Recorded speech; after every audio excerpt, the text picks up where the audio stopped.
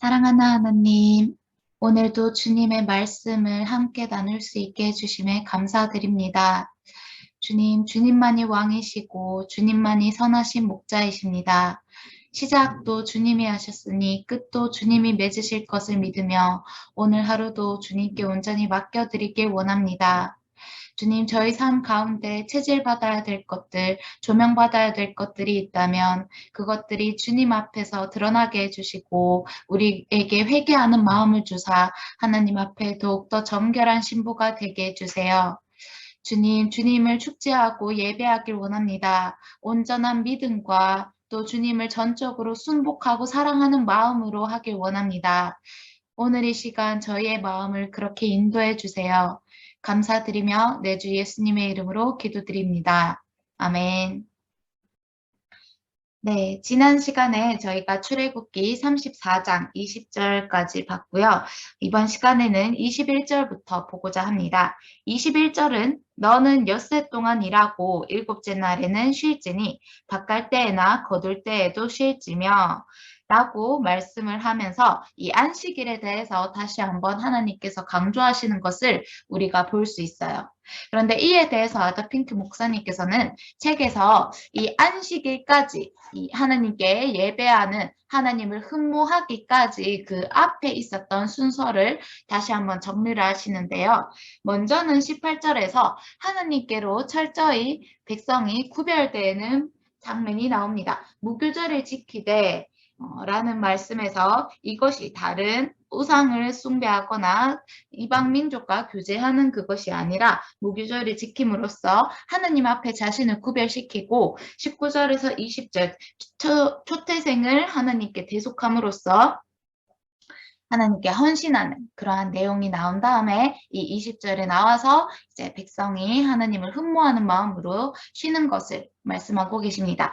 그러면서요, 이 아더핑크 목사님께서 인용하신 코우츠 박사의 그 설명을 들으면 안식일에 쉬는 것은 반드시 지켜져야 하며 이를 분명히 규명하신 것은 바깔 때에나 거둘 때에도 쉴지며 라고 하신 것에서 볼 수 있다.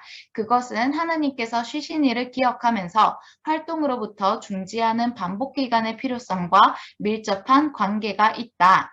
비록 어떤 일이 주님에 대하여 아무리 필요한 것이라 할지라도 안식일을 반드시 준수해야만 할 것은 내가 생각하기로는 바깔 때나 거둘 때는 그의 사역에 가장 절실하고 분주한 때를 상징하는 것으로 생각되기 때문이다. 우리 영혼은 활동을 제쳐놓고 하나님과 더불어 쉰다는 것이 무엇인지를 반드시 알아야 한다. 나는 우리가 항상 안식일을 지키지 않고 있음을 염려하고 있다. 우리는 무엇을 하거나 아니면 해야 할 일에 사로잡혀 있다. 하나님과의 충분한 쉼이 절실히 요구된다. 라고 말씀을 하고 계십니다. 이어서 22절에 가면요. 77절 곧 맥주의 초실절을 지키고 새마르는 수장절을 지키라 라고 말씀을 하십니다. 77절이 무엇이냐 라고 한다면 이것은 다른 말로 오순절이라고도 할 수가 있고 또 이 맥주의 초실절입니다. 그러니까 이 초실절이라는 것이 처음 첫자의 실, 열매 실자인데 어떤 처음 열매를 거두는 것인가? 바로 보리맥자, 보리의 첫 열매를 거둔다는 것이죠. 그런데 이것을 오순절이라 불렀던 이유는 오순이 한자로 다섯 오자에다가 십순자를 써서 이것이 5 곱하기 10, 즉 50일을 뜻하는 기간입니다. 무교절 후에 50일이 바로 77절의 기간인데 이때는 이스라엘 백성이 7일 동안 추수한 보리를 하나님께 봉헌하는 그러한 기간입니다. 이에 대해서 자세한 설명이 나온 부분은 뒤에 이제 레위기서에서 이 77절에 대해 지키라고 하면서 그 50일이 지나서 이것을 지키라 라고 말씀하시는 장면이 나오게 됩니다. 그런데 이 첫 열매가 성경적으로 영적으로 어떠한 의미를 가지느냐에 있어서는 우리가 살펴볼 수 있는 부분이 바로 두 가지가 있을 수가 있어요. 먼저는 첫 열매인 그리스도요. 그 다음엔 첫 열매가 되는 그리스도의 신부, 즉 그리스도인들을 뜻하는 것이죠. 여기에서 요한복음 12장 24절 내가 진실로 진실로 너희에게 이르노니 한 알의 밀이 땅에 떨어져 죽지 아니하면 한 알 그대로 있고 죽으면 많은 열매를 맺느니라. 고린도전서 15장 20절. 그러나 이제 그리스도께서 죽은 자 가운데서 다시 살아나사 잠자는 자들의 첫 열매가 되셨도다. 로마서 8장 23절. 그뿐 아니라 또한 우리 곧 성령의 처음 익은 열매를 받은 우리까지도 속으로 탄식하여 양자 될 것, 곧 우리 몸의 속량을 기다리느니라. 라는 말씀이 있는데요. 우리 예수님께서 한 알의 밀로써 땅에 떨어져 많은 열매를 맺으셨죠. 또한 그 죽은 자 가운데서 사흘 뒤에 다시 살아나사 잠자는 자들의 무엇이 첫 열매가 되신 겁니다. 그렇기 때문에 이 성령의 처음 익은 열매, 예수 그리스도를 받은 우리까지도 탄식하며 우리 몸의 속량을 기다리게 되는 겁니다. 저는 개인적으로 여기에서 성령의 처음 익은 열매가 예수님을 나타내고 있다고 이해를 하고 있는데요. 그렇다면 우리 그리스도인은 어떤 열매인가? 그리스도인도 마찬가지로 첫 열매라는 거죠. 성경에서 첫 열매라는 단어가 제일 먼저 등장하는 것 중에 하나가 바로 이스라엘에 대한 말씀인데요. 예레미야서 2장 3절에 이스라엘은 여호와를 위한 성물, 곧 그의 소산 중 첫 열매이니 그를 삼키는 자면 모두 벌을 받아 재앙이 그들에게 닥치리라. 여호와의 말씀이니라 라는 말씀이 있습니다. 이스라엘은요, 하느님의 소산 중에 첫 열매라는 겁니다. 이것과 비슷한 말씀이 예레미야서 31장 9절. 나는 이스라엘의 아버지요 에브라임은 나의 장자니라 라는 말씀도 있고, 또 출애굽기 4장에서 바로에게 하나님께서 어떻게 말씀하십니까? 출애굽기 4장 22절. 너는 바로에게 이르기를 여호와의 말씀에 이스라엘은 내 아들 내 장자라 라는 말씀이 있습니다. 그러한 의미로서 이스라엘의 첫 열매이다 라고 성경에서 말을 하고 있지만, 또한 이게 서신서에서는 우리 그리스도인에 대하여 야고보서에서 말씀하십니다. 1장 18절. 그가 그 피조물 중에 우리로 한 첫 열매가 되게 하시려고 자기의 뜻을 따라 진리의 말씀으로 우리를 낳으셨느니라. 계시록 14장 4절. 이 사람들은 여자와 더불어 더럽히지 아니하고 순결한 자라 어린 양이 어디로 인도하든지 따라가는 자며 사람 가운데에서 속량함을 받아 처음 익은 열매로 하나님과 어린 양에게 속한 자들이니 라는 말씀이 있습니다. 그러니까 성령의 처음 익은 열매를 받은 우리 또한 마찬가지로 첫 열매가 되어서 그 진리의 말씀에 따라 우리가 거듭났고, 또 그러한 첫 열매로 하나님과 어린 양에게 속한 자, 구속된 자가 되었다는 겁니다. 그러한 자의 특징이 무엇입니까? 어린 양이 어디로 인도하든지 따라가고, 또한 더불어 더럽히지 아니하고 순결한 자라는 겁니다. 네, 이렇게 해서 우리가 그 첫 열매가 가리키는 대상이 무엇인지 그것을 두 가지 관점에서 보았는데요. 그렇다면 이 초실절은 보리를 추수하는 그러한 절기 중에 하나인데, 그 오순절에 무엇이 일어났느냐라는 거죠. 아더핑크 목사님께서는 이 초실절은요, 부분적으로 성취되었다라고 말씀을 하십니다. 그 성취된 부분이 어디냐면 바로 사도행전 2장 1절에서 17절까지 나오는 부분입니다. 오순절 날에 이미 이름에 그들이 다 같이 한 곳에 모였더니 그들이 다 성령의 충만함을 받고 성령이 말하게 하심을 따라 다른 언어들로 말하기를 시작하니라 라는 말씀에서 우리가 볼 수 있는 것은 오순절 날에 성령이 강림하심으로써 이것이 성취되었다라는 것이죠. 그래서 베드로가 11사도와 함께 서서 소리를 높여 이르되 이는 곧 선지자 요엘을 통하여 말씀하신 것이니 일러스되 하나님이 말씀하시기를 말세에 내가 내 영을 모든 육체에 부어주리니 너희의 자녀들은 예언할 것이요 너희의 젊은이들은 환상을 보고 너희의 늙은이들은 꿈을 꾸리라. 그때에 내가 내 영을 내 남종과 여종들에게 부어주리니 그들이 예언할 것이요 또 내가 위로 하늘에서는 기사를 아래로 땅에서는 징조를 베풀리니 곧 피와 불과 연기로다. 주의 크고 영화로운 날이 이르기 전에 해가 변하고 변하여 어두워지고 달이 변하여 피가 되리라. 누구든지 주의 이름을 부르는 자는 구원을 받으리라 하느니라 라고 설교를 합니다. 참고로 아더 핑크 목사님께서는요, 이 첫 열매가 두 가지가 아니라 세 가지라고 말씀하시는데 그 세 번째 첫 열매가 이제 성령이다 라고 설명을 하시기도 합니다. 그래서 여기서 얘기하는 오순절을 가리켜서 얘기하는 그 첫 열매는 이것이 그리스도를 나타내지만 둘째로 이어서 26절에 네 토지 소산에 처음 익은 것을 가져다가 너의 하나님 여호와의 전에 드릴지며 라는 구절에서 토지 모든 소산의 만물은 성령님을 가리키는 것이다 라고 설명을 하고 계시는데요. 그에 대한 근거 말씀으로는 에베소서 1장 13절과 14절 그리고 로마서 8장 23절을 말씀하고 계십니다. 이 부분에 대해서는 각자가 이제 분별하시면 되겠습니다. 어쨌든 이 오순절의 첫 열매이시거나 또는 그 첫 열매인 그리스도를 대리하여 보이사이신 성령님이 강림을 하셨기 때문에 이것이 성취되었다라는 건데요. 여기에서 이것은 부분적 성취다라는 겁니다. 성취면 성취지 왜 이것이 부분적 성취냐?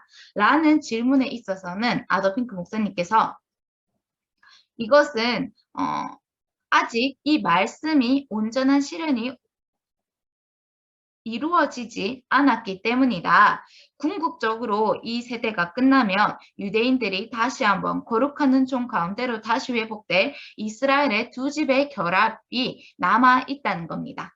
네, 이 부분에 대해서는 조금 이따가 더 구체적으로 보겠습니다. 그런데 여기에서 제가 또 좀 여담으로 흥미롭다고 느껴진 부분이 마크 빌츠 목사님의 설교를 잠시 인용하자면요. 예수님께서는 성경 말씀을 인용하셔도 굉장히 정확하게 그것을 인용하셨어요. 예를 들어서 누가복음 4장 16절에서 21절 예수께서 그 회당에 들어가서 성경을 읽으실 때 이사야서의 글에서 이 1절에서 2절의 말씀을 찾아 읽으십니다. 그러면서요. 이사야서 1절에서 2절까지는 이런 말씀입니다. 주 여호와의 영이 내게 내리셨으니 이는 여호와께서 내게 기름을 부으사 가난한 자에게 아름다운 소식을 전하게 하려 하심이라. 나를 보내사 마음이 상한 자를 고치며 포로된 자에게 자유를 갇힌 자에게 노임을 선포하며 여호와의 은혜의 해와 우리 하나님 보복의 날을 선포하여 라면서 이어지는 말씀 구절이 있는데요. 예수님께서는 이 이사야서 말씀 중에서 여호와의 은혜의 해를 전파하게 하려 하심이라 라면서 의도적으로 그 뒤에 있는 우리 하나님의 보복의 날에 대해서는 생략을 하십니다. 누락을 시키십니다. 그러면서요. 예수께서 그들에게 말씀하시되 이 글이 오늘 너희 귀에 응하였느니라 하시니 라고 말씀을 하시는 거예요. 네, 그러니까 예수님께서는 구절을 인용하시더라도 그것에 대해서 아주 정확하게 딱 그 순간 그 시간에 이루어지는 말씀까지만 성경을 읽으시고 어디까지 이 말씀 중에 어디까지가 응하여졌는지를 알려주신 거예요. 그런데 제가 흥미롭다고 느낀 부분은 물론 베드로가 성령의 충만함을 받고 설교를 했지만 보면은 또 내가 위로 하늘에서는 기사를 아래로 땅에서는 징조를 베풀리니 곧 피와 불과 연기로다. 주의 크고 영화로운 날이 이르기 전에 해가 변하여 어두워지고 달이 변하여 피가 되리라 라고 베드로가 이 성경의 요엘서의 말씀을 인용함에 있어서 아직까지 이 말씀이 그 시간, 그 순간에 이루어지는 말씀이 아니지는 않았나라고 저는 생각을 개인적으로 하는 거죠. 물론 그 순간 예수님이 죽으셨던 그때 이제 그렇게 해가 어두워지고 그리고 성령님이 임했던 오순절에 그때는 불의 혀와 같은 것이 각 사람 위에 임하여 있었기 때문에 이것도 그 순간에는 이루어진 말씀이다 라고 볼 수는 있지만 이것이 또한 완전한 성취가 주의 크고 영화로운 날이 이르기 전에 해가 변하여 어두워지고 달이 변하여 피가 되는 것은 또 계시록의 말씀과 맞닿아 있는 부분이 아니겠습니까? 그래서 이런 설교를 하는 부분에 있어서도 예수님께서 정말 이렇게 딱 노련하게 또는 아주 정확하게 가르치시지 않았나라는 부분을 저는 개인적으로는 그렇게 생각을 하는 거죠. 그러면서요, 이 오순절의 완전한 성취에 대해서 얘기를 하면서 이것은 아더 핑크 목사님께서 말씀하신 부분은 아니지만 그럼에도 이것을 개인적으로는 정리를 하면 좋겠다 싶어서 다른 어떤 레마 메시지의 일부를 제가 인용을 하였습니다. 그것은 바로 이른 비와 늦은 비에 대한 말씀입니다. 또한 어떤 모리스 스클라 박사님의 설교에서도 그렇고 오순절이 부분적으로 성취되었다라는 것을 저는 개인적으로 어떻게 이해하고 있냐면 이것이 오순절 날 그 사도와 2000년 전에 사도와 제자들에게 임했던 그 성령 강림은 이른 비였다라는 것으로 이해가 되는 거죠. 그 축복에 관련해서는 하나님께서 그 백성을 축복하실 때 이른 비와 늦은 비로 축복하신다는 말씀이 성경 곳곳에 나오게 됩니다. 먼저는 신명기 11장 14절입니다. 여호와께서 너희의 땅에 이른 비, 늦은 비를 적당한 때에 내리시리니 너희가 곡식과 포도주와 기름을 얻을 것이요. 요엘서 2장 23절 시온의 자녀들아 너희는 너희 하나님 여호와로 말미암아 기뻐하며 즐거워할지어다. 그가 너희를 위하여 비를 내리시되 이른 비를 너희에게 적당하게 주시리니 이른 비와 늦은 비가 예전과 같을 것이라. 라면서요, 이 비는 농경 생활에 아주 밀접한 관련이 있었고 또한 이 백성과 하나님과의 유대 관계, 하나님께서 그 백성을 기뻐하시고 즐거워하시며 그 축복을 내려주시는 증거로서 이른 비와 늦은 비를 내려주셨다는 겁니다. 참고로 이 성경의 아빕월이나 첫 해, 성경 이스라엘의 새해는요, 나팔절, 7째 달입니다. 그것은 우리나라 우리나라 태양력으로 따지자면 이게 10월에 있는 날이에요. 그렇기 때문에 이 성경에서 얘기하는 이른 비의 경우는 이스라엘의 그러한 유대력을 기준으로 11월에 있습니다. 그리고 늦은 비, 태양력 11월에 있는 것이 이른 비라고 부르는 것이고요. 또 늦은 비라는 것은 이스라엘의 유대력을 기준으로 이것이 이른 비, 늦은 비라는 명칭이 붙었기 때문에 태양력으로는 사실상 3월에 있는 봄비를 뜻하는 겁니다. 즉 각각 겨울 또는 가을비와 봄비가 이른 비와 늦은 비라는 것으로 표현되고 있는 거죠. 이것은 이스라엘의 유대력이 우리 태양력과 다르기 때문에 발생한 것입니다. 어쨌든 그렇게 비를 내리시는데 잠언 16장 15절에서는 왕의 희색은 생명을 뜻하나니 그의 은택이 늦은 비를 내리는 구름과 같으니라 라고 말씀을 하시면서 시편 72편 6절에서 7절까지는 그는 벤풀 위에 내리는 비같이 땅을 적시는 소낙비같이 내리리니 그의 날에 의인이 흥왕하여 평강의 풍성함이 달이 닿을 때까지 이르리로다 라는 말씀이 있습니다. 네. 그러면서요, 이 비는 또 물로 이루어진 것이 아니겠습니까? 그런데 성령 강림이 이 이른 비와 연관이 되어 있다면 그 비는 물인데 그날에 어떤 물이 그 제자들에게 주어졌습니까? 바로 성령이 물로서 주어졌지 않았습니까? 물론 그 순간 제자들이 방언으로 기도할 때는 불의 혀로서 임하셨지만 사실상 마태복음과 요한복음에서 성령님은 생수로 언급이 되십니다. 마태복음 3장 11절 나는 너희로 회개하게 하기 위하여 물로 세례를 베풀거니와 내 뒤에 오시는 이는 나보다 능력이 많으시니 나는 그의 신을 들기도 감당하지 못하겠노라. 그는 성령과 불로 너희에게 세례를 베푸실 것이요 라고 하면서요. 예수님께서 성령과 세례를 베푸실 때 어떻게 하셨습니까? 요한복음 7장 38절에서 39절 성령에 대해서 가르치실 때 나를 믿는 자는 성경의 이름과 같이 그 배에서 생수의 강이 흘러나오리라 하시니 이는 그를 믿는 자들이 받을 성령을 가리켜 말씀하신 것이라 라고 말을 하는 겁니다. 그러니까 이 성령으로 세례를 베푸실 때 그 성령을 받은 자는 그 배에서 생수의 강이 흘러나온다는 겁니다. 성령님께서는 생수의 강이라는 겁니다.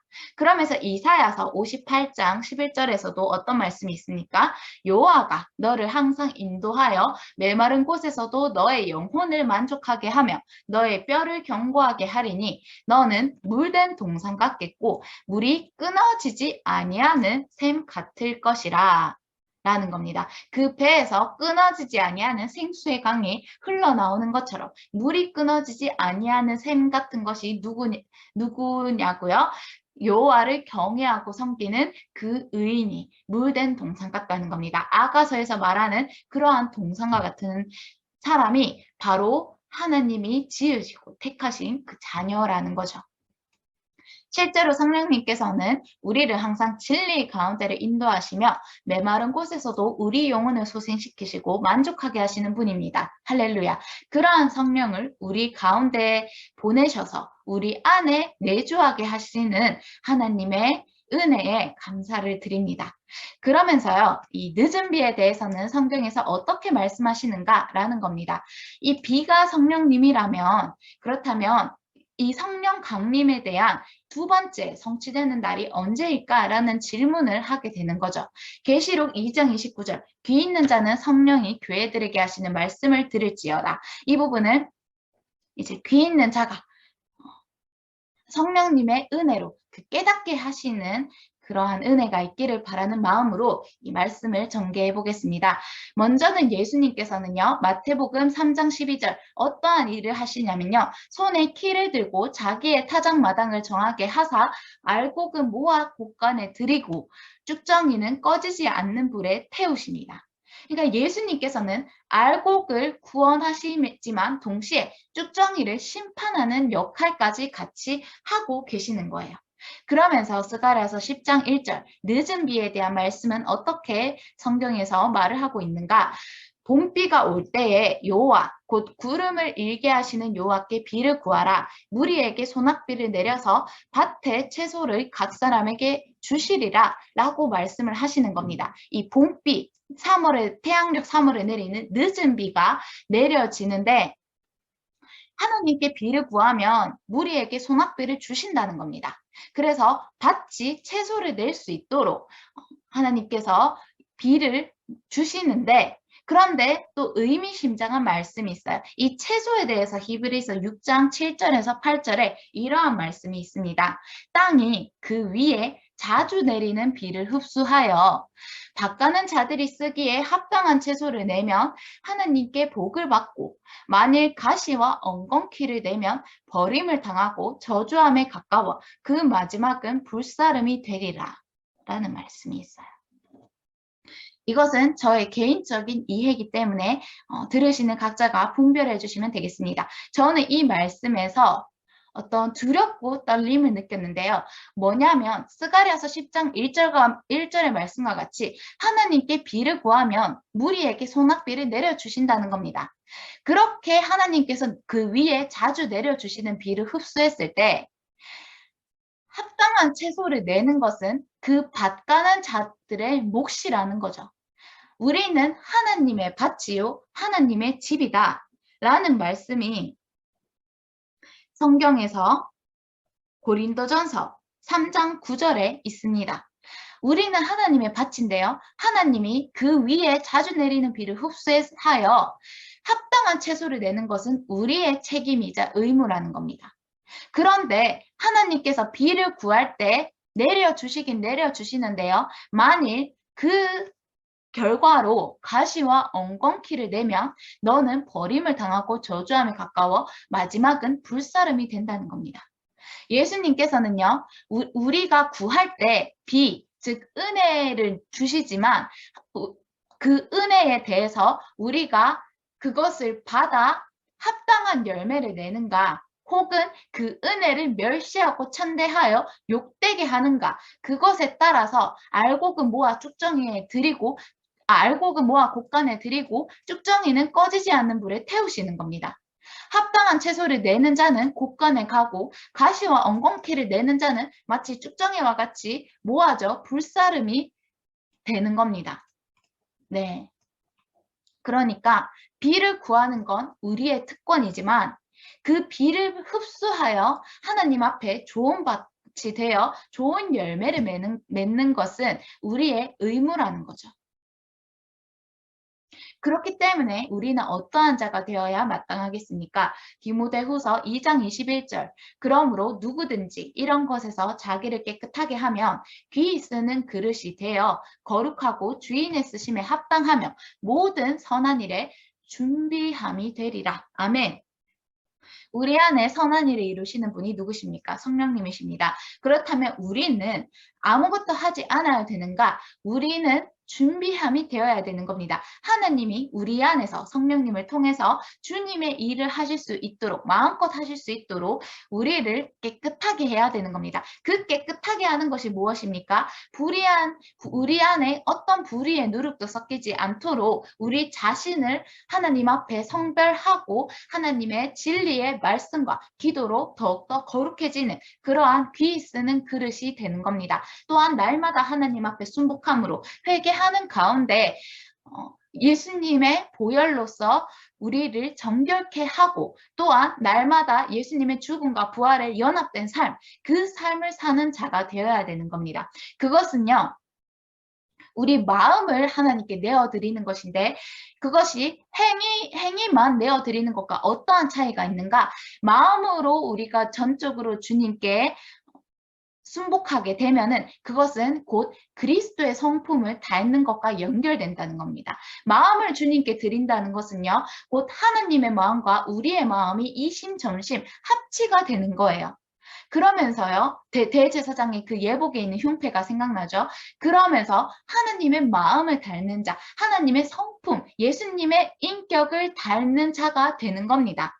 그 위격을 닮는 자는 자연스럽게 하나님의 성품을 나타내는 열매를 맺게 되는 거죠. 그러니까 먼저는 내 안에 거하라 라고 예수님께서 말씀하시는 겁니다. 호세아서 6장 3절. 그러므로 우리가 여호와를 알자. 힘써 여호와를 알자. 아멘. 이 알자가 무엇이겠습니까? 그분의 임재 앞에서 여호와를 경험하라는 겁니다. 야다. 체험하라는 겁니다. 그렇게 힘써 알자는 겁니다. 그의 나타나심은 새벽 빛같이 어김없나니 비와 같이 땅을 적시는 늦은 비와 같이 우리에게 임하시리라. 아멘. 라는 말씀에서 이 늦은 비의 또 다른 속성을 우리가 알 수가 있습니다. 늦은 비는요. 그의 나타나심과 관련이 있는 겁니다. 자, 히브리서 6장에서도요. 비가 뭐와 관련이 있었습니까? 그 마지막을 준비하는 것과 비가 관련이 있었습니다. 호세아서 6장 3절에서도요. 이 늦은 비와 같이 우리에게 뭐 하신다고요? 임하시리라. 그러니까 이 늦은 비와 같이 우리에게 임하신다.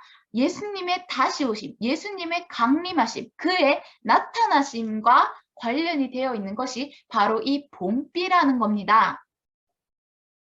자, 호세아서 10장 12절. 너희가 자기를 위하여 공의를 심고 인애를 거두라. 너희 묵은 땅을 기경하라. 지금이 곧 여호와를 찾을 때니 마침내 여호와께서 오사 공의를 비처럼 너희에게 내리시리라. 아멘. 합당한 채소를 내기 위하여 자주 내리는 비를 흡수하여 어떻게 하라는 겁니까? 묵은 땅을 뭐 하라? 기경하라는 겁니다. 기경해서 무엇을요? 합당한 채소를 내라는 겁니다. 자주 내리는 비를 뭐 해라? 흡수하라는 겁니다. 그것이 무엇을 뜻하냐고요? 곧 여호와를 찾으라는 겁니다. 여호와께 돌아가자는 겁니다. 마침내 이 비는 또 무엇과 관련이 되어 있습니까? 마침내 여호와께서 오사 공의를 쏟으시는 그것과 연결이 되어 있는 겁니다. 예수님께서 이 땅에 초림하셨을 때 그리고 제자들이 이 땅에서 부활 승천하시고 50일 뒤에 제자들이 성령님을 받은 그 이른비 그때는 예수님이 무엇을 위해 이스라엘에 오셨습니까? 구원을 위해 오셨다고 하셨습니다. 하지만 마지막 날에는 내가 한 말이 너희를 심판할 것이다 라고 말씀을 하셨어요. 그러니까 예수님이 다시 오시면 심판, 그 하나님의 공의를 이루는 것과 관련이 되어 있는 겁니다. 그 오시기 직전에는 무엇이 있을 겁니까? 늦은 비가 있을 거라는 겁니다. 와, 할렐루야. 너무 하나님의 말씀이 놀랍지 않습니까? 예수님께서 이 땅에 초림하셨을 때는 그 이후에 제자들에게 이른비 성령님이 내리셨어요. 하지만 예수님이 다시 오심이 임박한 이때, 이 말세에는 하나님께서 우리에게 늦은 비를 내리셔서 그 묵은 땅을 기경하여 하나님을 찾고 하나님을 힘써 아는 그 기회를 주시겠다는 겁니다. 그 은혜를 부어 주시겠다는 겁니다. 죄가 더한 곳에 은혜가 넘쳤다는 말씀과 같이 지금 우리에게 은혜를 비처럼 내려주신다는 겁니다. 야고보서 5장 7절에서 8절 그러므로 형제들아 주께서 강림하시기까지 길이 참으라. 보라 농부가 땅에서 나는 귀한 열매를 바라고 길이 참아 이른 비와 늦은 비를 기다리나니 너희도 길이 참고 마음을 굳건하게 하라. 주의 강림이 가까우니라. 아멘. 여러분, 우리가 늦은 비를 기다리는 것은 혹은 이것이 이미 시작되었다는 레마 사역자들도 있습니다. 이 늦은 비를 기다리는 것은요, 어떻게 기다리는 겁니까? 길이 참고 마음을 굳건하게 하라는 겁니다. 왜요? 주의 강림이 가깝다는 겁니다. 늦은 비는요, 이 비는 하나님의 다시 오심과 관련이 되어 있는 겁니다. 그 마지막 때와 관련이 있는 겁니다. 그러면서요, 욥기서 29장 22절에서 23절 내가 말한 후에는 그들이 말을 거듭하지 못하였나니 나의 말이 그들에게 스며들었습니다. 그들은 비를 기다리듯 나를 기다렸으며 봄비를 맞이하듯 입을 벌렸느니라 라는 겁니다.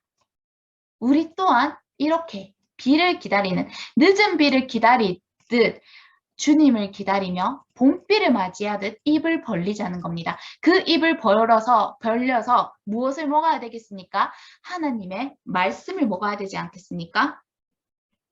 그것에 대해서 이것이 실제로 성취되는 부분이 어떤 부분이었습니까? 요한계시록 10장 9절과 10장 10절 요한이 천사에게 나아가 작은 두루마리를 달라한즉 천사가 이르되 갖다 먹어버리라. 네 배에는 쓰나 네 입에는 꿀같이 달리라 하거늘 내가 천사의 손에서 작은 두루마리를 갖다 먹어버리니 내 입에는 꿀같이 다나 먹은 후에는 내 배에는 쓰게 되니라 라는 말씀이 있습니다.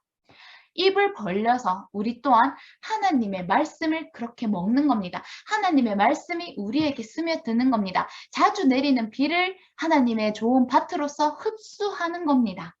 그렇게 잘 흡수했을 때 우리는 좋은 열매를 맺을 수가 있는 거죠.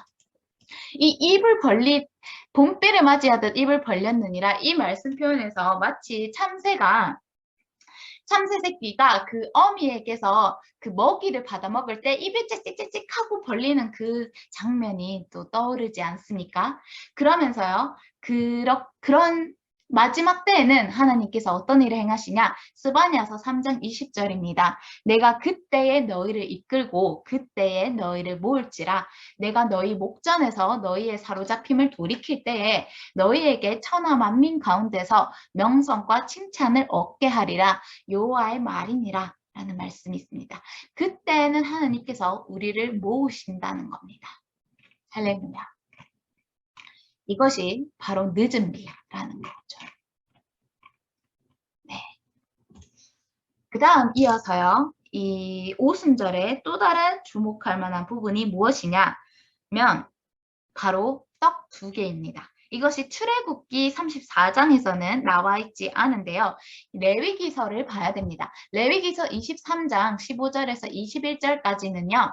이 오순절을 어떻게 지켜야 되는지가 나오는데요. 안식일 이튿날 곧 너희가 요제로 곡식단을 가져온 날부터 세어서 7 안식일의 수요를 세우고 7 안식일 이튿날까지 합하여 50일을 계수하여 새 소제를 여호와께 드리되 라는 말씀에서 7 안식일은 7일마다 있죠. 그러니까 7 안식일은 7 곱하기 7, 49일인데 그 이튿날, 그 다음 날까지 합하면 마지막 하루를 합하면 50일이 되는 겁니다.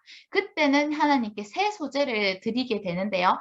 너희의 처소에서 10분의 2 에바로 만든 떡 2개를 가져다가 흔들지니 이는 고운 가루에 누룩을 넣어서 구운 것이요 이는 첫 요제로 여호와께 드리는 것이며 라는 말씀이 있습니다. 그러면서요. 너희가 또 이 떡과 함께 1년 된 흠없는 어린 양 7마리와 어린 수소 1마리와 순양 2마리를 드리되 이것들을 그 소재와 그 전제물과 함께 여호와께 드려서 번제로 삼을지니 이는 화제라 여호와께 향기로운 냄새며 또 순염소 하나로 속죄제를 드리며 1년 된 어린 순양 2마리를 화목제물로 드릴 것이요 제사장은 그 첫 이 사개떡과 함께 그 2마리 어린 양을 여호와 앞에 흔들어서 요제로 삼을 것이요 이것들은 여호와께 드리는 성물이니 제사장에게 돌릴 것이며 이날에 너희는 너희 중에 성회를 공포하고 어떤 노동도 하지 말지니 이는 너희가 그 거주하는 각처에서 대대로 지킬 영원한 규례니라. 아멘.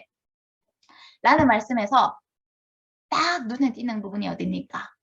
네, 떡을 만드는데요. 10분의 2 에바로 만든답니다. 뭔가 익숙한데 쉽죠? 어디서 우리가 이걸 봤습니까? 레위기서 24장 5절에서 6절. 떡상을 만들 때 그 떡상 진설병을 무엇으로 만들었습니까? 10분의 2 에바로 만들었어요. 레위기서 24장 5절에서 6절 너는 고운 가루를 가져다가 떡 12개를 굽되 각 덩이를 10분의 2 에바로 하여 여호와 앞 순결한 상 위에 2줄로 한 줄에 6씩 진설하고 라는 말씀에서 이 진설병을 만든 양과 같은 양이 바로 10분의 2 에바로 만든 오순절의 떡 2개라는 거죠. 하지만 차이점이 있다면 이 떡 2개에는 진설병 때는 이것을 10분의 2 에바를 가지고 12개로 나누어 구웠지만 이 오순절에는 그것을 떡 2개로만 만들게 되는 것이고 또한 이 진설병상에는 누룩을 넣지 않았을 거지만 이 오순절 날에는 고운 가루에 누룩을 넣어서 구웠다고 적혀 있습니다. 그러면서요, 이 야더핑크 목사님께서는 책의 11쪽에서 이렇게 설명을 하십니다. 레위기 23장 17절의 2개의 떡은 그리스도의 지체의 일원으로서 함께 모인 유대인과 이방인들을 가리킨다. 그러나 궁극적으로 이 세대가 끝나면 유대인들이 다시 한번 거룩한 은총 가운데로 다시 회복될 이스라엘의 두 집의 재결합을 예시한 것이다. 라는 거죠. 아까 제가 말했듯이요. 네. 그러면서 여기에서 숫자 2가 또 주목할 만한 부분인데 이것이 영적인 산술 언어로 분리, 대조 또는 증거를 가리킨다고 우리가 보았습니다. 그런데 떡을 2개로 만들면서요. 1년 된 어린 순양 2마리를 화목제물로 드리는데요. 그 화목제물 제사장이 요제로 삼는 것은 번제나 속죄제의 그 제물이 아니라 그 2마리 어린 양, 화목제물로 드려진 어린 양을 하나님 앞에 요제로 삼는다는 겁니다. 첫 열매죠. 첫 열매의 이삭의 떡과 함께 이 떡이 몇 개였습니까? 2개예요. 그러니까 떡 2개와 어린 양 2마리를 하나님 앞에 요제로 삼는 겁니다. 이것이 유대인과 이방인을 가리킨다는 것이죠. 그에 대한 증거 말씀이 로마서 11장 16절에서 18절까지 있습니다. 제사하는 처음 익은 곡식 가루가 거룩한 즉 떡덩이도 그러하고 여러분 떡이 나오네요. 네, 떡덩이 2개가 생각나죠. 떡 2덩이 뿌리가 거룩한 즉 가지도 그러하니라. 또한 가지 얼마가 꺾이었는데 돌 감람나무인 네가 그들 중에 접붙임이 되어 참 감람나무 뿌리에 진액을 함께 받는 자가 되었은즉 그 가지들을 향하여 자랑하지 말라. 자랑할지라도 네가 뿌리를 보존하는 것이 아니요 뿌리가 너를 보존하는 것이니라는 겁니다. 우리는 이방인으로서 돌 감람나무인데 참 감람나무인 이스라엘의 접붙임을 받아 하나님의 그러한 축복을 같이 누리게 되었죠. 이스라엘은 본디 어떠한 자들입니까?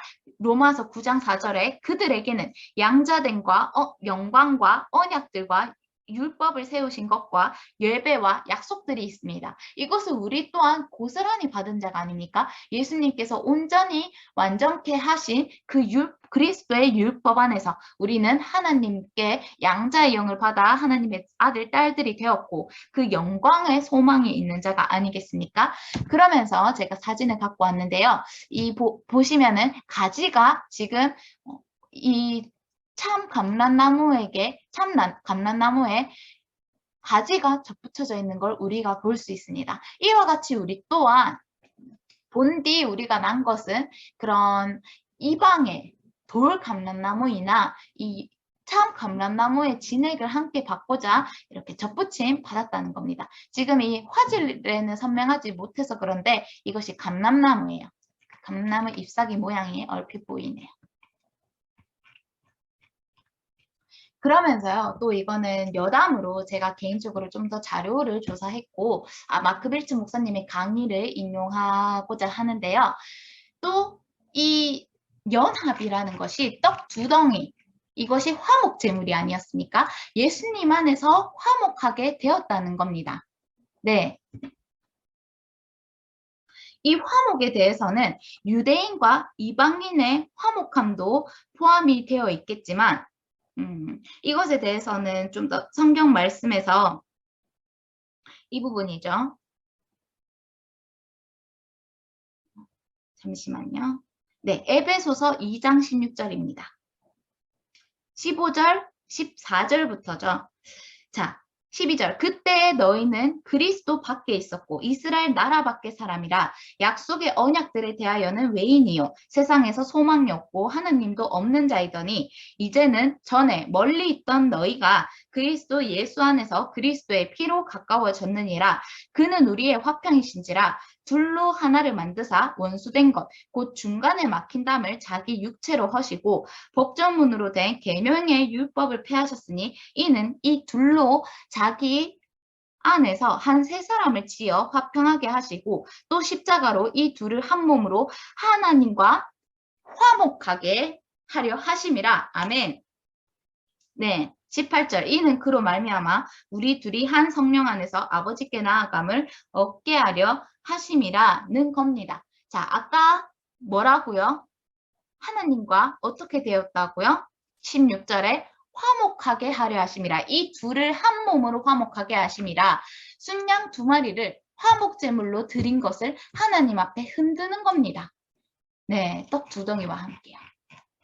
어쨌거나 그렇게 우리가 유대인과 이방인의 연합에 대해서 보았고요.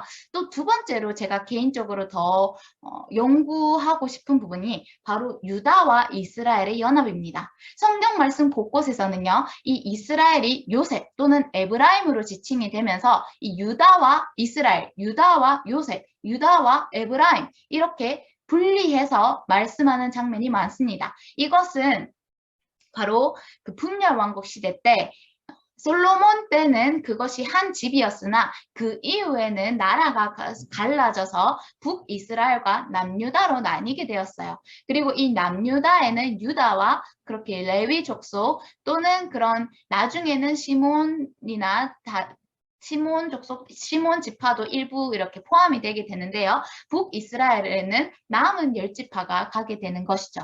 그런데 이 북이스라엘과 남유다는 계속해서 그렇게 분열된 상태로 있다가 결국엔 각각 북이스라엘은 아수르 왕국에 그리고 남유다는 바벨론의 침공을 받아 멸망하게 됩니다. 물론 그 가운데서 하나님께서 영적인 그루터기를 남기셔서 그 가운데 또 은혜를 받는 자들이 있었지만요. 그것에 대해서 우리가 보았던 것이 특히 남유다가 바벨론의 침공을 당했을 때 그 예레미야가 나쁜 무화과와 썩은 무화과와 그리고 그런 좋은 무화과의 비유를 우리가 지난 시간에 보았습니다. 그때의 그 상황이 바로 그 멸망당하는 그 시기였던 것입니다. 식민지 시대였던 거죠. 그때부터를 우리가 포로 시대라고 부르는데요. 어쨌거나 그렇게 해서 이 남유다와 북이스라엘에 분열된 그것을 성경에서는 유다와 이스라엘 이렇게 각각을 부르게 되는 겁니다. 그 배경에 기반해서요. 스가랴서 11장 7절에서 14절에서 이러한 말씀이 있습니다. 스가랴가 하나님의 명령을 받아서 내가 잡혀 죽을 양떼를 먹이니 참으로 가련한 양들이라. 내가 막대기 둘을 취하여 하나는 은총이라 하며 하나는 연합이라 하고 양떼를 먹일세. 이에 은총이라 하는 막대기를 취하여 꺾었으니 이는 모든 백성들과 세운 언약을 폐하려 하였음이라. 당일에 곧 폐함에 내 말을 지키던 가련한 양들은 이것이 여호와의 말씀이었던 줄 안지라. 내가 그들에게 이르되 너희가 좋게 여기거든 내 품삯을 내게 주고 그렇지 아니하거든 그 그만두라. 그들이 곧 은 30개를 달아서 내 품삯을 삼은지라. 여호와께서 내게 이르시되 그들이 나를 헤아린 바 그 삭을 토기장이에게 던지라 하시기로 내가 곧 그 은 30개를 여호와의 전에서 토기장이에게 던지고. 아멘. 먼저는 스가랴 선지자가 두 막대기 중에 은총이라 하는 막대기를 취하여 꺾었습니다. 이것은 언약의 폐해짐을 뜻하는 건데요. 이 말씀 은 30개, 이 말씀이 그대로 성취된 것이 어디입니까? 바로 예수님이 죽으셨을 때 가룟 유다가 예수님을 은 30전으로 달아서 팔고 또 그것을 나중에 후회해서 바리새인들을 찾아갔을 때 네가 그 값을 당하라 라고 하여 그 유다가 은 30개를 성전에 던지고 이렇게 목매달아 죽게 되죠. 그리고 그 은 30개는 바리새인들이 이것은 핏값이기 때문에 하나님 전에 보관함이 옳지 않도다 하면서 그 토기장의 밭을 삽니다. 네. 온전히 성취되는 부분이죠. 그렇다면 남은 막대기, 두 번째 막대기는 무엇입니까? 연합의 막대기입니다. 그 또한 꺾여지는 거야. 내가 또 연합이라 하는 둘째 막대기를 꺾었으니 이는 유다와 이스라엘 형제의 의리를 끊으려 함이었느니라 라는 말씀이 있습니다. 먼저는요. 그리고 여기에서도 지금 구분이 되어 있죠. 유다와 이스라엘 형제의 의리를 끊으려 함이다. 히브리서 8장 8절 주께서 이르시되 볼지어다 날이 이르니 내가 이스라엘 집과 유다 집과 더불어 새 언약을 맺으리라. 자, 분명히 스가랴서 11장에서는요. 은총과 연합의 막대기가 각각 꺾여서 언약도 폐해지고 또 유다와 이스라엘 형제의 의리도 끊어졌습니다. 그런데요. 히브리서 8장에선 날이 이른다는 겁니다. 어떤 날이 이릅니까? 이스라엘과 유다가 다시 형제로서 더불어 연합되어 새 언약을 맺는다는 겁니다. 할렐루야. 자, 은총이라는 막대를 꺾었을 땐 언약이 폐해졌는데 그 언약이 폐해지고 무엇을 이제는 새 언약을 내가 맺겠다는 겁니다. 네, 이 언약에 대해서는 우리가 이 출애굽기 34장 27절을 볼 때 더 깊이 볼 예정입니다. 예레미야서 50장 4절에서 5절입니다. 여호와의 말씀이니라 그날 그때에 자, 다시 그 날이 나오죠. 그날, 그때에 이스라엘 자손이 돌아오며 유다 자손도 함께 돌아오되 그들이 울면서 그 길을 가며 그의 하나님 여호와께 구할 것이며 그들이 그 얼굴을 시온으로 향하여 그 길을 물으며 말하기를 너희는 오라 잊을 수 없는 영원한 언약으로 여호와와 연합하라 하리라. 아멘. 여기서도 그 두 막대기가 나오죠.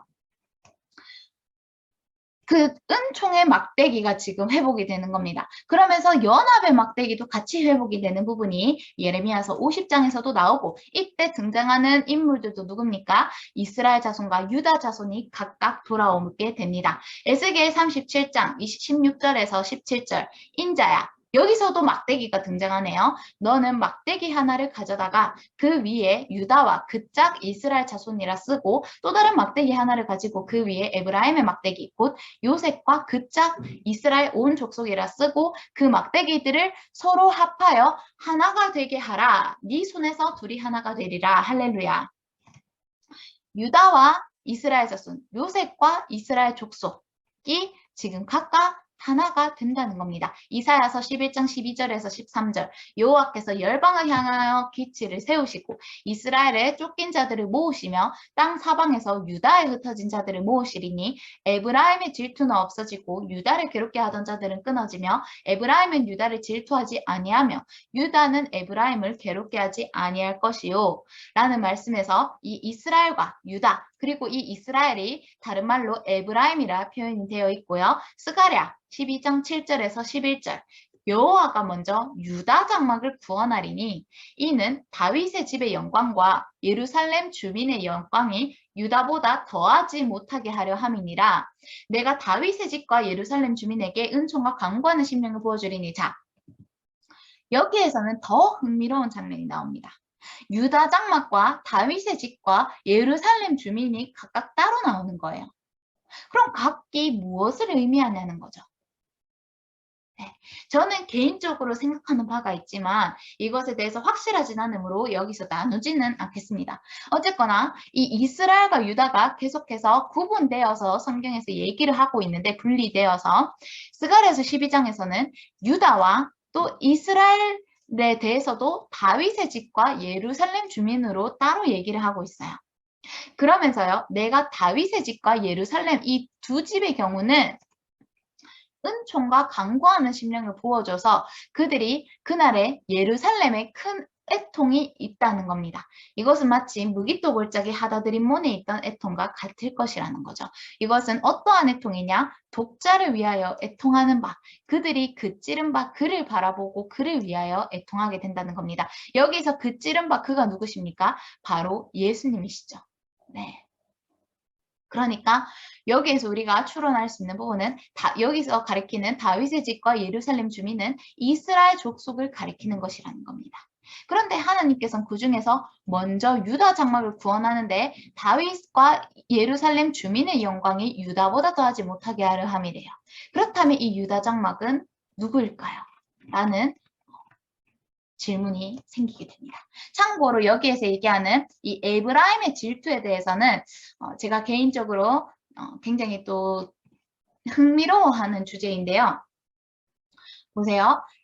면전은 신명기 32장 21절에서 하나님께서 이렇게 말씀하시는 부분이 나옵니다. 그가 말씀하시기를 내가 내 얼굴을 그들에게서 숨겨 그들의 종말이 어떠함을 보리니 그들은 심히 패역한 세대요 진실이 없는 자녀임이로다. 그렇기 때문에 그들이 하나님 아닌 것으로 내 질투를 일으키며 허무한 것으로 내 진노를 일으켰나니 나도 백성이 아닌 자로 그들을 시기가 나게 하며 어리석은 민족으로 그들의 분노를 일으키리로다. 라고 하나님이 말씀하시는 거예요. 즉 이스라엘 백성에게 하나님도 질투를 나게 할 거라는 겁니다. 무엇으로써요? 백성이 아닌 자로써요. 그것이 어디에서 성취되었습니까? 로마서 10장 19절. 그러나 내가 말하노니 이스라엘이 알지 못하였느냐? 먼저 모세가 이르되 내가 백성 아닌 자로서 너희를 시기하게 하며 미련한 백성으로서 너희를 노엽게 하리라. 신명기 32장 21절을 인용한 거죠. 하였고 그것이 무엇입니까? 11장 11절. 그러므로 내가 말하노니 그들이 넘어지기까지 실족하였느냐? 그럴 수 없느냐? 그들이 넘어짐으로 구원이 이방인에게 이르러 이스라엘로 시기 나게 함이니라. 라는 겁니다. 네. 그래서 에브라임이 질투를 하는데 그 질투의 대상이 지금 누굽니까? 하나님의 구원을 받은 이방인, 지금의 이 교회 그리스도인들을 가리키는 것이죠. 그런데요, 이 여호와께서 열방을 향하여 기치를 세우실 때는 에브라임의 질투는 없어진다고 합니다. 할렐루야. 이것이 완전히 성취되는 것이 어디에서 나타납니까? 너무나도 아름다운 장면이죠. 계시록 7장 9절에서 12절. 이 일 후에 내가 보니 각 나라와 족속과 백성과 방언에서 아무도 능히 셀 수 없는 큰 무리가 나와 흰옷을 입고 손에 종려나무 가지를 들고 보좌과 어린 양 앞에 서서 큰 소리로 외쳐 이르되 구원하심이 보좌에 앉으신 우리 하나님과 어린 양에게 있도다 하니 할렐루야. 각 나라와 족속과 백성과 방언이 하나가 되어 하나님을 찬양하는 장면이 나오게 됩니다. 네. 그 다음에 또 우리가 볼 것은요. 수장절에 대한 겁니다. 22절에서 초실절을 지키고 연말에는 수장절을 지키라는 거죠.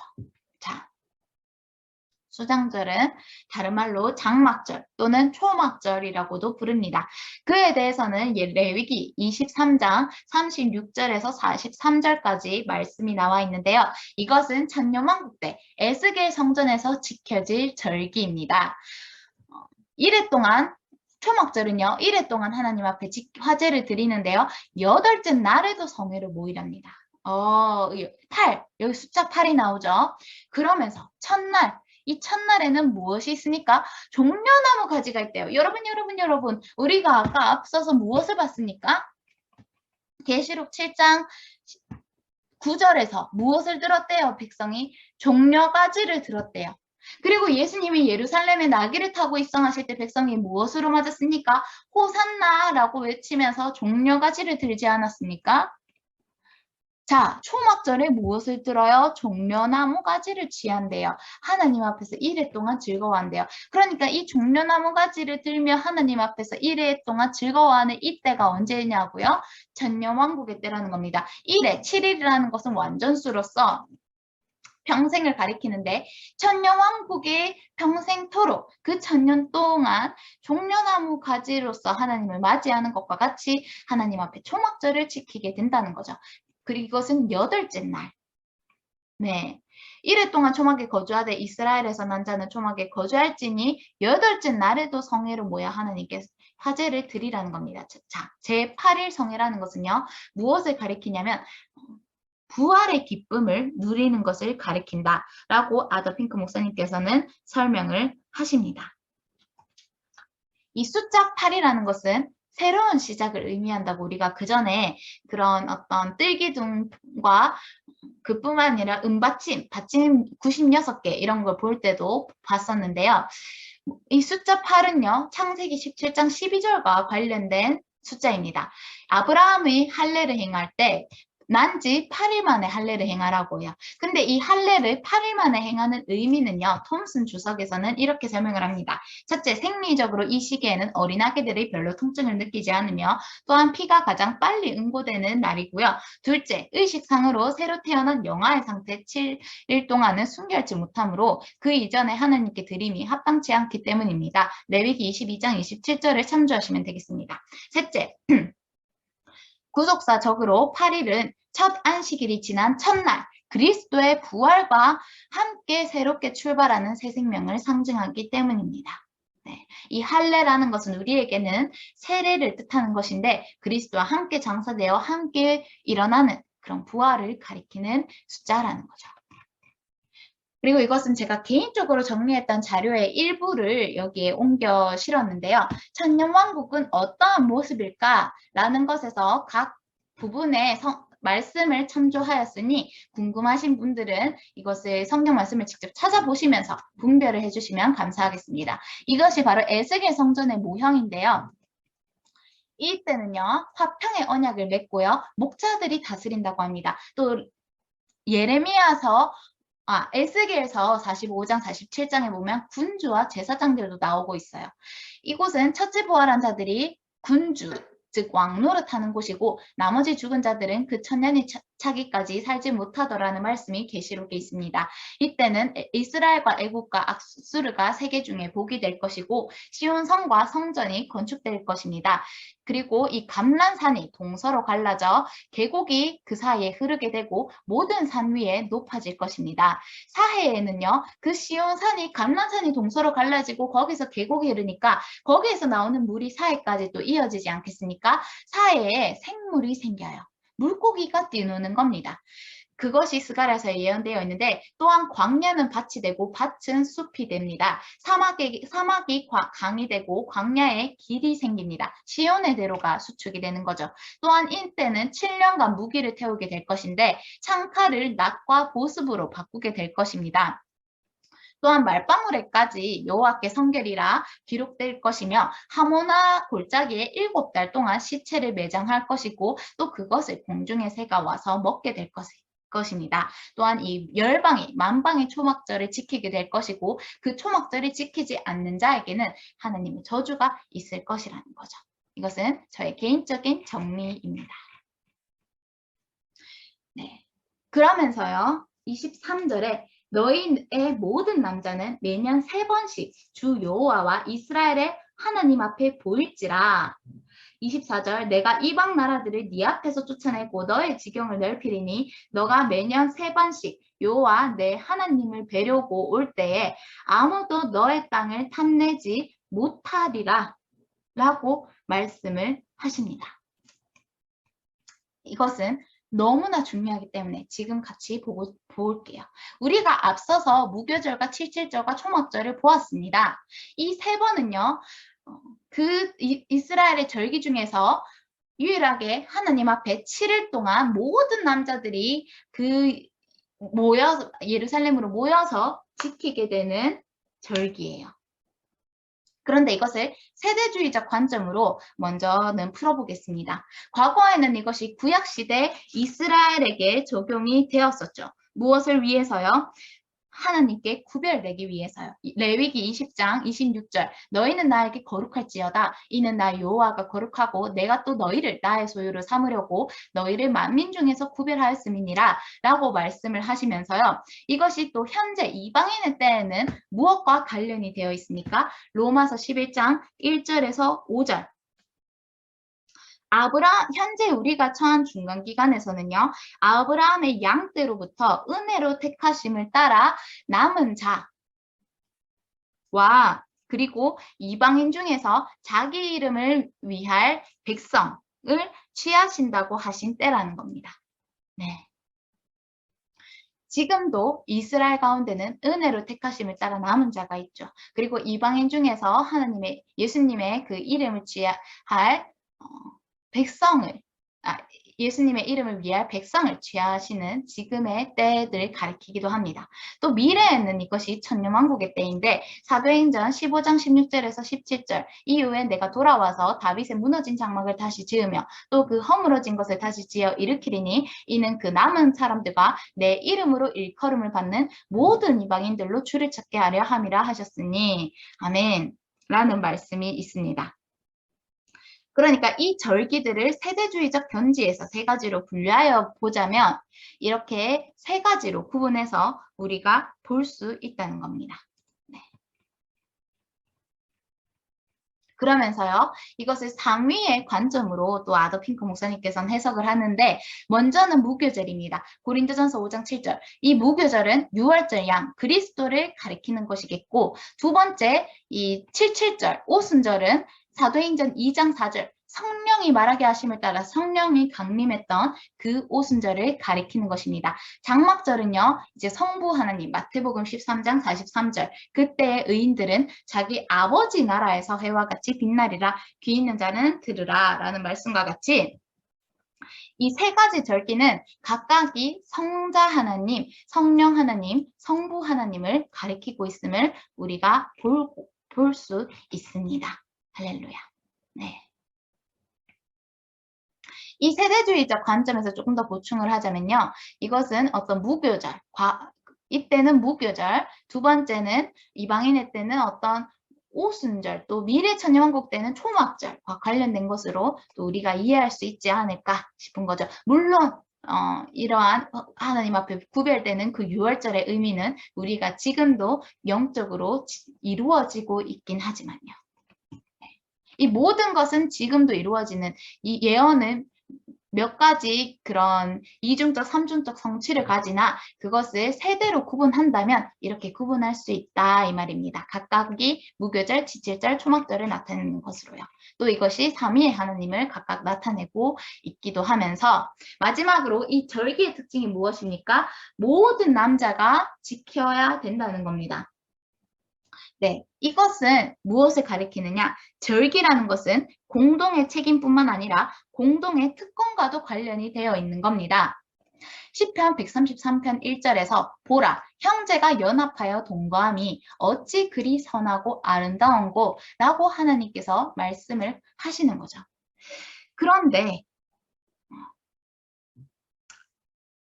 이 부분에 대해서 분명히 하나님께서 이러한 연합하여 동거함을 위해서 공동의 특권으로서 절기를 주셨으나 문제가 생기는 거죠. 역사는 동일한 일을 반복합니다. 역사는 반복됩니다. 그것이 어떻게 나타나는가? 바로 세대가 부패할수록 공동의 은혜는요, 개인의 것으로 축소되기 시작합니다. 마크 빌츠 목사님이 자주 말씀하시는 것 중에 patterns repeat이라는 구절이 있어요. 구가 있어요. 이것은요, 지금도 마찬가지라는 겁니다. 이스라엘의 영적 타락이 마침내 그들을 바벨론으로 끌려가게 하는 결과를 낳았듯 지금 교회의 배도는 신비의 바벨론을 그곳으로 불러들여와서 흑암의 시대를 초래했다는 겁니다. 잠언 27장 19절의 말씀과 같아요. 물에 비치면 얼굴이 서로 같은 것 같이 사람의 마음도 서로 비치느니라. 그러니까 역사가 반복되는 겁니다. 사람의 마음도 서로 비치고 서로가 서로를 비치는 겁니다. 네. 그러면서요, 책의 713쪽에서는 이렇게 말씀합니다. 그러나 구약시대의 마지막에서 이스라엘의 공동의 간증은 완전한 파멸과 황폐함이었다. 동일하게도 기독교계의 공동의 간증은 폐허로 전락된 지 이미 오래되었다. 교회들에게 보내는 마지막 편지에서는 그리스도를 밖에 있는 분으로 묘사하였고 그의 음성은 누구든지 내 음성을 듣고 하신 것 같이 개인들에게로만 한정되었다라는 겁니다.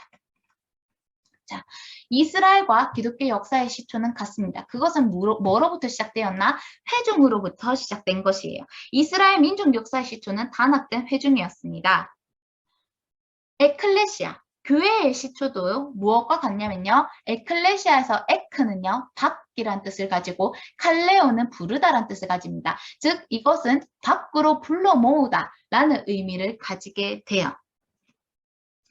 이 기독교 시대의 시작도 이스라엘 민족 역사의 시작과 같았습니다. 사도행전 2장 44절에 보면 믿는 사람이 다 함께 있었다고 했어요.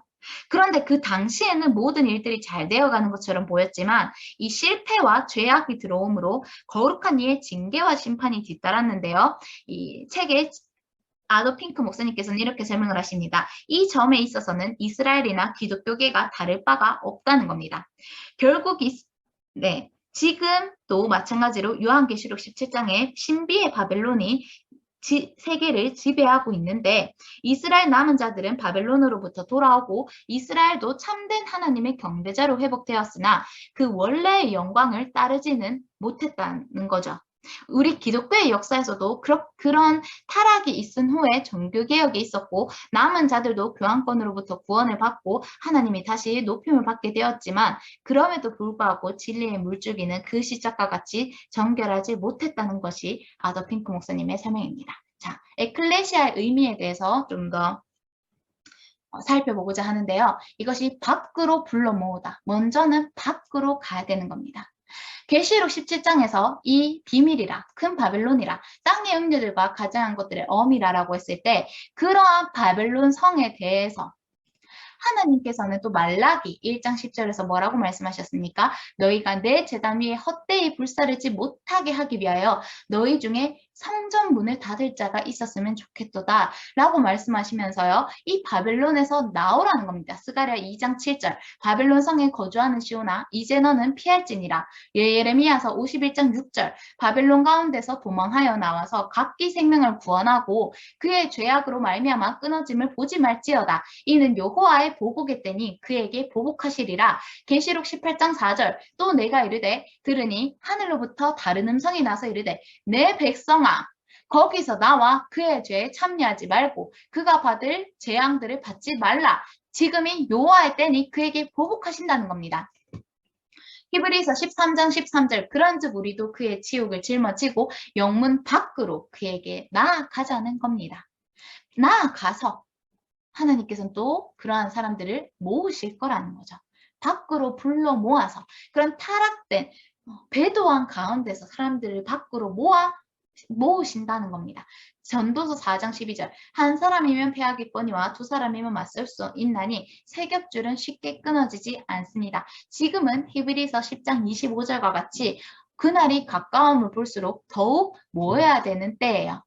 하나님께서는 반드시 요한복음 11장 52절의 말씀과 같이 흩어진 하나님의 자녀를 모아 하나가 되게 하셨습니다. 그것을 영적으로 이루셨고 이미 이루셨고 지금도 물리적으로 이루고 계시는 거죠.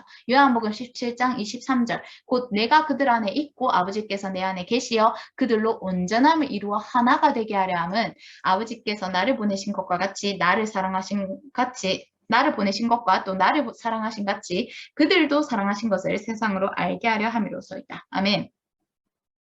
우리는 먼저 하나님의 흩어진 자녀들은 모아지는데 그전에는 구별됨이 선행이 되는 것이죠. 그러면서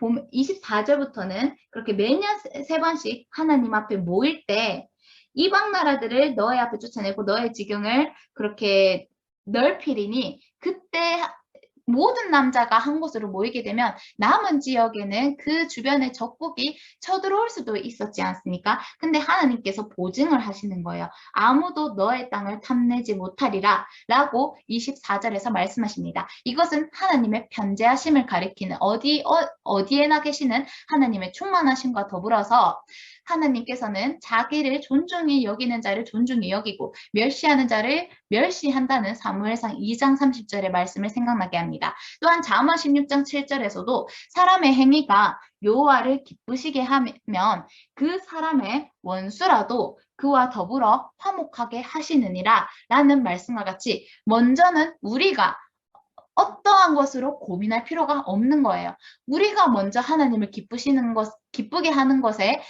우리의 모든 신경을 집중하면은 그 나머지 문제는 하나님이 해결해 주는 겁니다. 할렐루야.